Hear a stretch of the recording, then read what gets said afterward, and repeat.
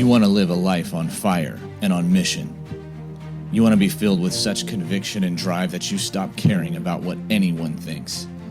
You want to face each day alive, authentic, and fully present in every moment. With your wife, with your kids, on the street, at work. You want to bring yourself to the table and to stop bringing the watered-down, nice, what everyone wants version of you. You want that self to be a man who is burning in passion for Jesus, unafraid to bring his kingdom to anyone in your path, no matter what it costs you. You want to love the one in front of you without fear, without needing love back, and without reserve. You want to husband well.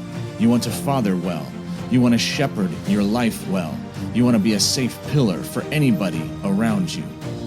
You want to experience God for real, to not just believe, but to know that he's got you, and that he'll show up on your behalf, that he'll show up through you. You want to get to the end of your race and say, yep, I gave it everything. Jesus, you know I'm all in. And you want to know just how to get there. Welcome to Man Warrior King. I'm your host, Matt Hallock. Congratulations. You're among the violent, taking the kingdom by force. You're among the chosen, answering the call to rise above yourself. You're in the forge, being stripped down and strengthened, and you will rise stronger, solid, unshakable. You are a man. You're a warrior. You are a king. Good afternoon, and welcome to another episode of the Man Warrior King podcast. I am your host, Matt Hallock.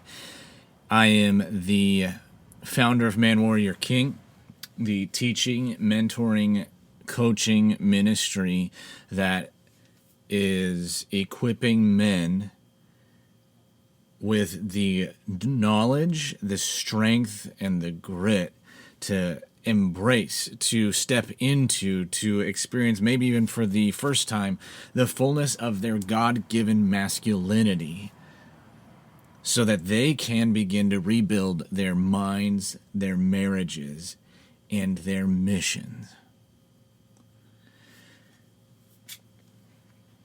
Today we're going to be talking about Mark chapter 3, but not just the verses themselves. We're going to be looking at how a man walks forward into the world, into the mission that his Father, that God has given him. And Jesus is our model. Jesus is not simply, he's not only God, he is also man. And he himself called himself the Son of Man way more times than he ever said that he was the Son of God. In fact, the Gospels don't ever record him coming right out and saying, I am the Son of God. He calls himself the Son of Man. And in my opinion, a possibility there is that he is wanting to emphasize to us that as a man, he is able to be modeled. Right? And he says, just as the Father sent me, so I send you. He says, be perfect as I am perfect. So,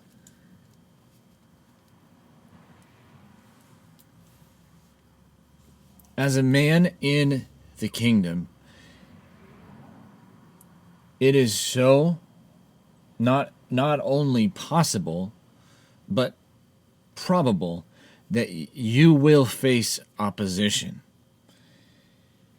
And we have a generation or a couple generations of men who don't know how to persist, how to endure in the face of opposition when everything else tells them to quit, to back down. And if anybody should have been able to walk forward on a red carpet with everything taken care of for him, it would have been Jesus. But that simply didn't happen. In a single chapter,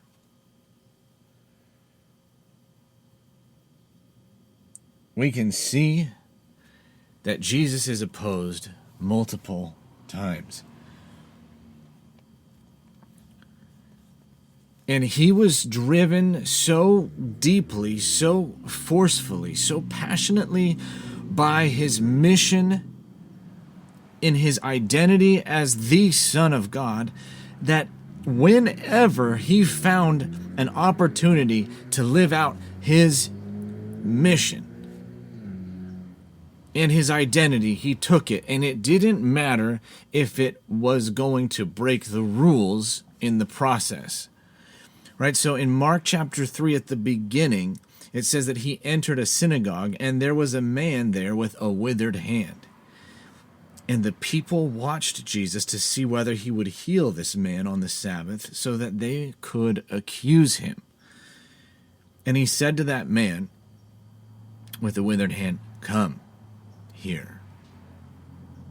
So he brought the man over to him and says, he says, "Come here."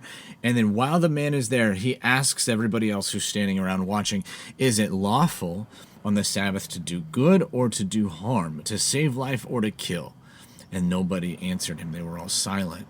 So he looked around at them with anger, and he was grieved at their hardness of heart. And he said to the man, "Stretch out your hand." And he stretched it out, and his hand was restored. So the Pharisees went out and immediately held counsel against him, how they could destroy him. So here he is.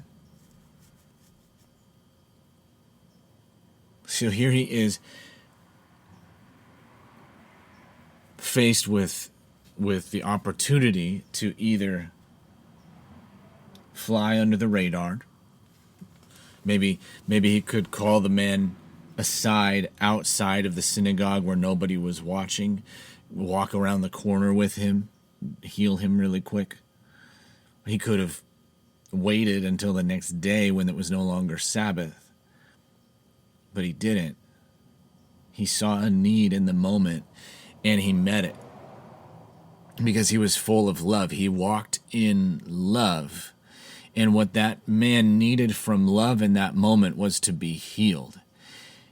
And I got to believe what the Pharisees and the naysayers looking on in that moment, what they needed from love was confrontation.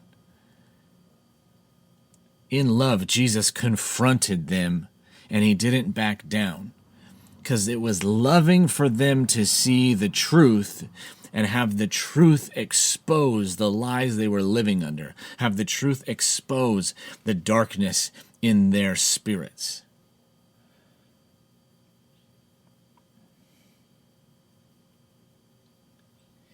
And he wasn't deterred by the possibility of destruction. It says that they plotted to destroy him.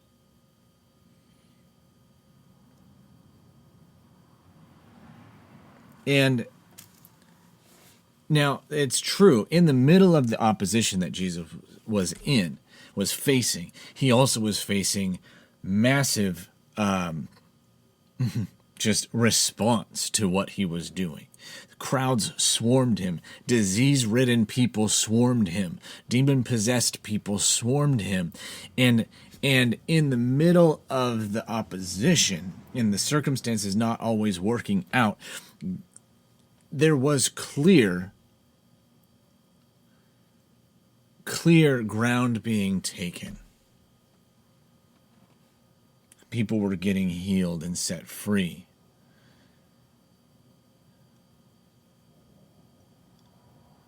I don't know about you, gentlemen, but I don't always feel like I'm actually taking ground. Sometimes I feel like I am sticking. I would say, even right now, I feel at times like I'm sticking with the mission that God has given me, even without a clear sign that it's doing anything, that it's gaining momentum. This podcast, for those of you who are listeners, it's a small podcast. There was a time, 2 summers ago, when it was getting a few hundred downloads a month, during a time when I was not able to do it. I was physically out with sickness and in pain and couldn't make it to the computer to sit at the computer and do it. But now, it's only getting a few downloads a week. And even today, I'm sitting here working in my office, working at providing an income for my family, which at this point in time, I don't know how I'm going to do that. I have been working hard at it, and I've been hitting wall after wall after wall. Opposition is rearing its head against what I am doing over and over and over. And I am in a place right now, this is just being honest, where I actually wish that I could, like Jesus, see some kind of fruit.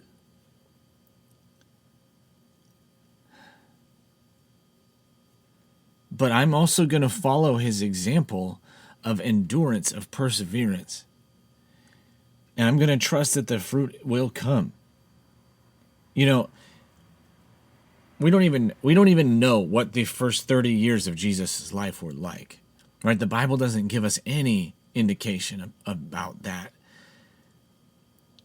I imagine that there wasn't a whole lot of miraculous going on, a whole lot of life-changing things going on. Right? Because he told his mom that his time hadn't yet come right before he changed the water to wine at the wedding. So if his time hadn't yet come at that point, then it definitely hadn't come up until then.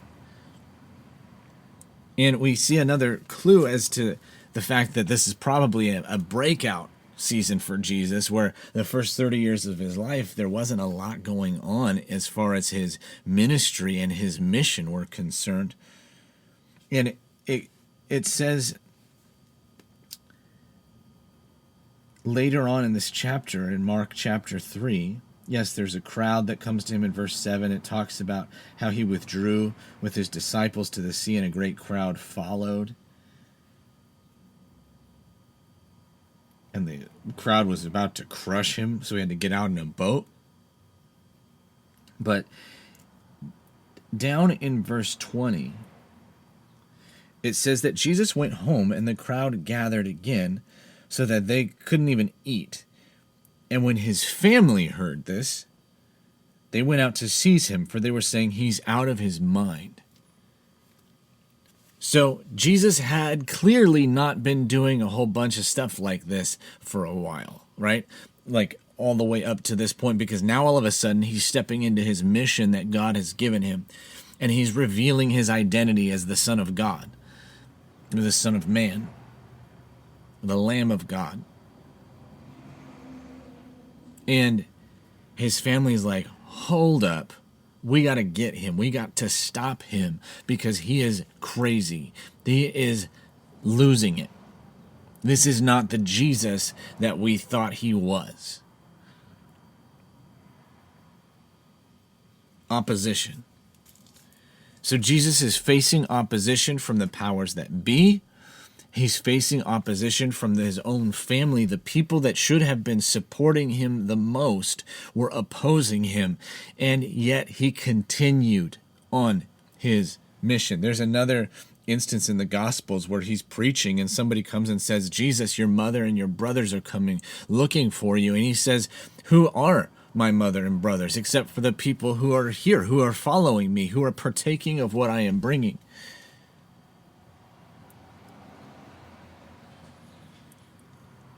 So then, not only is his family saying he's out of his mind, then he gets people saying that he is demon-possessed, that he is doing what he's doing by the power of Satan.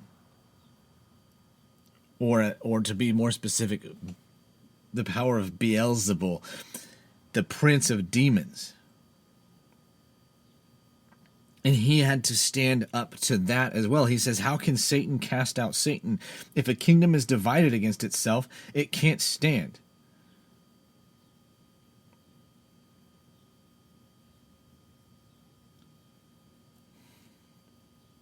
And they were telling him that he had an unclean spirit.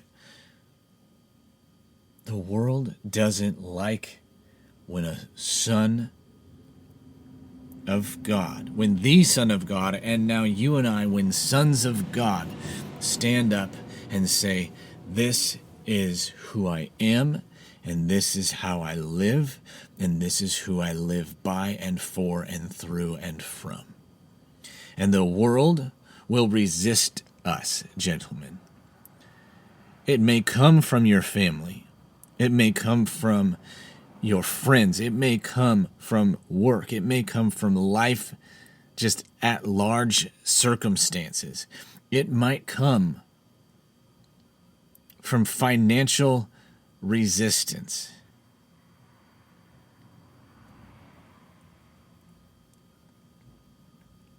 But I'm telling you, and I'm telling myself, I'm preaching this to myself, that I cannot stop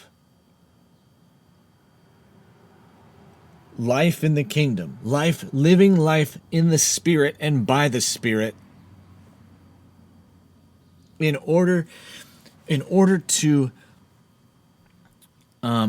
mitigate, to minimize the opposition forces that come against us. And these stakes are high. Gentlemen, it is not just my well-being at play here. My family's well-being is on the line.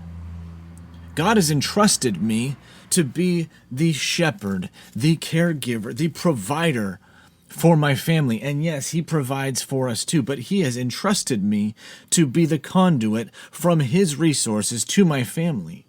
These stakes are big. This is not a game. So am I going to live according to the mission and identity that he has called me to, or am I going to crumble, to succumb to pressure, and abandon what he has asked of me? I can't abandon it. You can't abandon it. You cannot abandon the mission and identity that the Father has given to you. And right now, at this time in our world, it is more important than ever that we don't give up and give in. Because the world doesn't need a fired up, angry group of Republicans, incensed at the injustice, incensed at the craziness in our world. Now, I'm not saying that is wrong, because our world is under fire by this crazy slew of attacks from the liberal side of things. But what the world needs is a generation of sons to stand and to administer the kingdom in the face of the enemy. And we are not used to that in our culture in the United States. But we could take a moment and learn something from the brothers that we have around the world who have stood in the face of violent opposition for years and years now. And the Lord promises that if we seek first his kingdom, then all these other things will be added to us. The clothes that we wear, the food that we eat.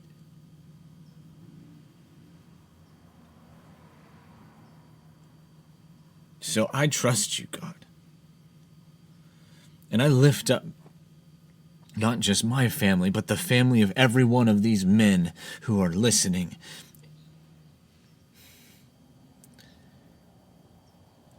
And I trust you that you are providing.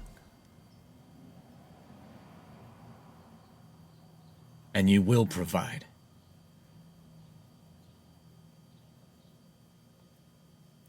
So I lift up these brothers to you, and I ask, God, that you would meet their needs according to your riches and glory. Brothers, this has been Matt Hallock, and I'm signing off. God bless you until next time. This is Matt Hallock signing off and thanking you again for being a part of the Man Warrior King community. If you want more, head over to manwarriorking.com. And please remember to take just a couple seconds to subscribe on iTunes and to leave a 5-star rating and a review so that more and more men can join us as we become awesome. You are a kingdom man. Go out, take more ground, push back darkness. Remember, you bring value into your home, your work, and your circle. You are not a taker, you are a giver. Abundance is your atmosphere.